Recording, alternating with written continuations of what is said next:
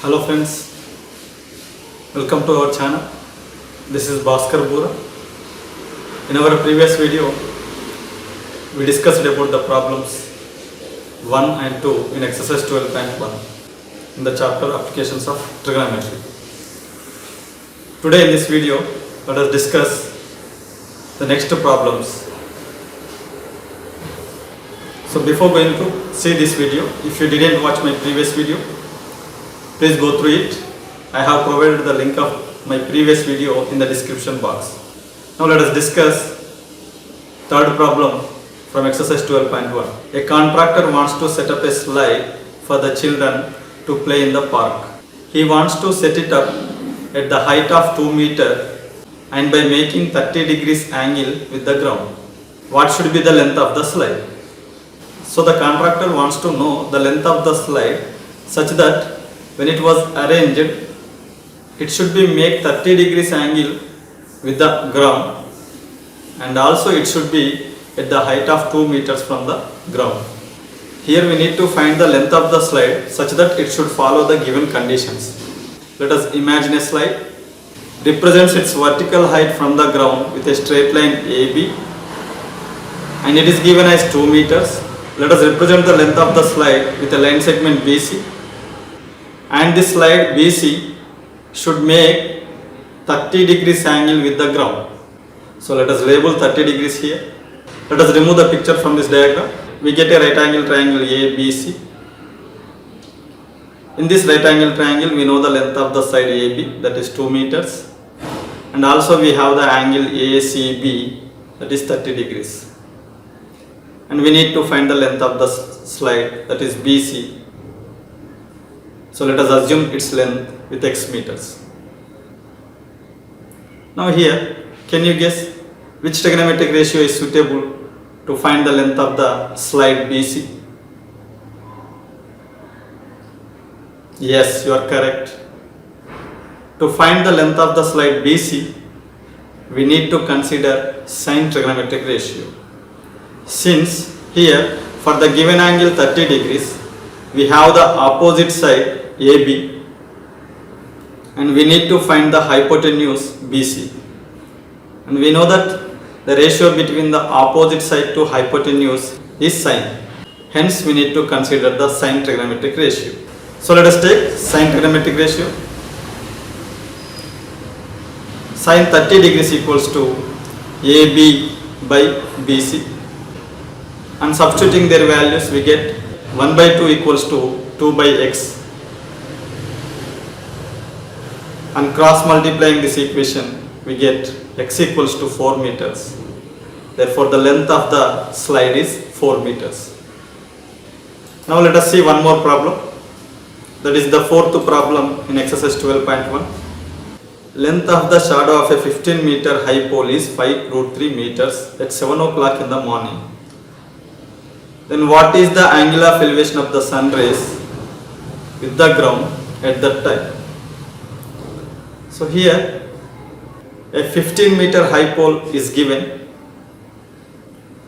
and the length of its shadow is 5√3 meters, also given at the time of 7 o'clock in the morning. We need to find the angle of elevation of the sun rays to the earth at that particular time. And we all know that due to the presence of light, whether it may be sunlight or any light, every object makes some shadow. So here in the morning at 7 o'clock, due to the sun rays, the pole is making a shadow of length 5√3 meters. Now let us see this, how to find. Let us first imagine a pole and represents its vertical height with a straight line x, y, and its height is given with 15 meters. So label 15 meters here. And now due to the rays of the sun, the shadow of the pole is formed and its length is given as 5 into √3 meters. Let us represent the length of the shadow with the line yj. So here the ray of the sun is making an angle with the ground, and this is the angle of elevation of the sun rays with the ground. and now we need to find this angle. So let us remove the pictures from this diagram. Now we have a right angle triangle X, Y, Z.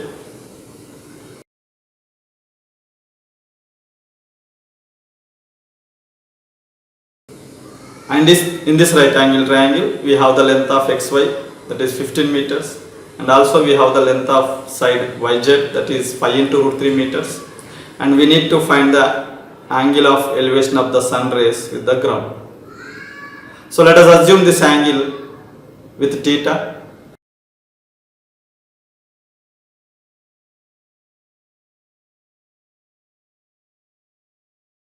Now can you guess which trigonometric ratio is suitable to find the angle theta here?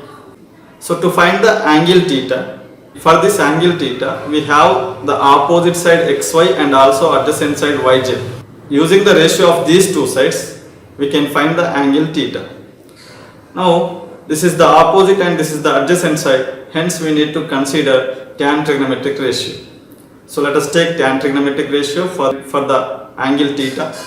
So now we can write tan theta equals to xy by yz. And now substitute the values of xy and yz on the right side of the equation. We get tan theta equals to 15 by 5 into root 3. On simplifying this equation, we get tan theta equals to 3 by root 3. And further simplifying, that means on rationalizing the denominator, we get tan theta equals to root 3. So in this equation, we have tan theta on the left side, and the right side we have root 3. We know root 3 is the value of tan 60 degrees. So on the right side of this equation, we can write tan 60 degrees instead of root 3. So on substituting tan 60 degrees in the place of root 3, we get tan theta equals to tan 60 degrees. Now in this equation, both sides we have the same trigonometric ratios. Hence, therefore, the angles must be equal. Therefore, we can write theta equals to 60 degrees. Therefore, the angle of elevation of the sun rays with the ground is 60 degrees in the morning at 7 o'clock.